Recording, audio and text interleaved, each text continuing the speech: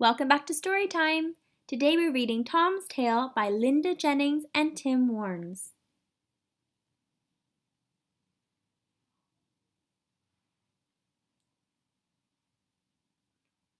Tom's Tale. Tom's tail was curly like a rolled-up rubber band. It was a very neat little tail for a piglet, but Tom thought it looked silly. In all other ways, Tom was a proper little pig. He was a nice pale pink with dirty patches where he had wallowed in mud.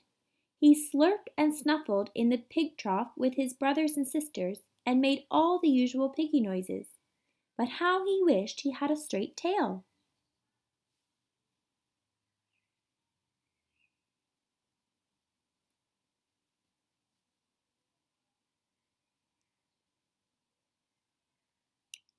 Sam the sheepdog had a lovely furry tail.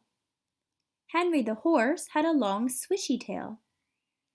And Betsy the cow had a thin, stringy tail with a little tuft on the end. "Even the rat's tail is nicer than mine," said Tom sadly. "Why don't you get your tail straightened?" said Henry. "How?" asked Tom. "Like this," said Henry, as he put a big hoof on the end of Tom's tail. "Now walk away." Tom squealed and squeaked as he began to walk. His tail stretched out, and when it had uncurled all the way, Henry lifted his hoof. Ping! Back sprang the tail, and Tom hurtled forward. "Ouch!" yelled Tom and Sam together. "I'll tell you what," said Sam, picking himself up. "Why don't I take hold of your tail, and you can lead me along? That should straighten it out." So Tom took Sam for a walk past the pigsty, around the pond, and over the buttercup field. "That's enough!" squealed Tom. "Let me go!" Ping! Back sprang the tail to its usual curly self. Tom felt sad. Betsy looked at Tom and chewed thoughtfully. Suddenly she had a very good idea. She told Sam, who took hold of Tom's tail again and stretched it. Then he pushed the tail into a big patch of gooey, sticky mud.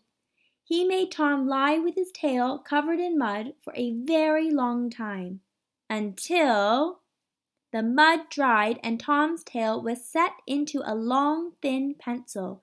"Yippee!" cried Tom. He twirled around trying to see his new straight tail. "Ouch!" said Sam. Tom's pointy tail had poked him in the chest.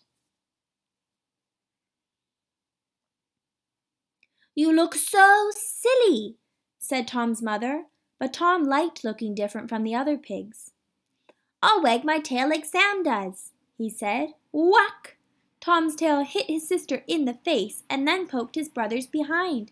"Stop it, Tom!" they both shouted. When it was dark, Tom's mother gathered in all her piglets for the night. They liked to snuggle up in a big heap, but Tom's tail got in the way. "Go away!" cried all Tom's brothers and sisters, and they chased him right out of the pigsty. Poor Tom! He tried to curl up outside, but it wasn't very comfortable to lie down with a tail as stiff as a pencil. Finally, though, he was able to fall asleep. During the night it began to rain, but Tom went on sleeping. As it rained, the hard mud softened and slid off Tom's tail. By the time morning came, his tail was as curly as it had ever been. Grunting happily, Tom went back to the pigsty.